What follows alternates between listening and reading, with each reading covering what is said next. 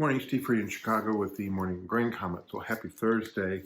We'll be watching export sales with numbers expected to be 180 to 500 in wheat, 700 to 1400 corn, and 1 million to 2 million tons of beans.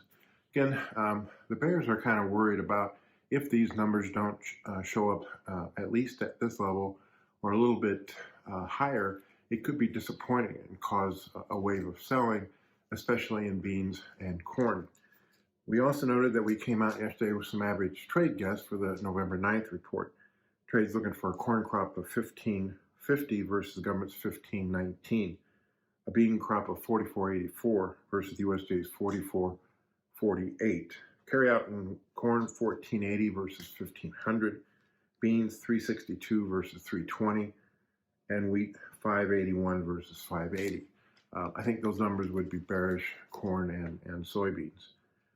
We also note that Midwest is going to be dry for the next 10 days, which should help harvest. The Southern Plains remains dry. Russia is dry. Seeing rains in Argentina and central and north Brazil, but southern Brazil is beginning to dry out. One interesting feature in the weather market is that we could see some very cold and snowy conditions in northeast China.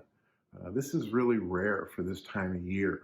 They could get up to 10 to 20 inches of snow with record cold following it.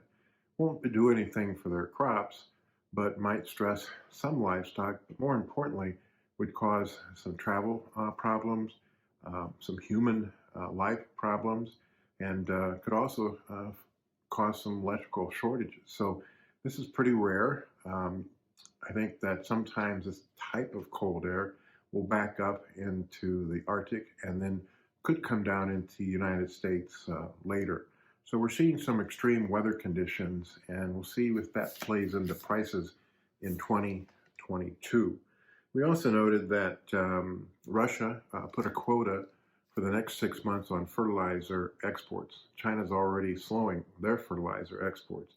The two combined for 40% of the global fertilizer trade. So that could all cause some higher prices that are already high in fertilizer. And certainly the 80-cent rally in corn of late, part of it had to do with concerns about next year's planted acres here in the U.S., yield and production. Will we have enough to satisfy the demand?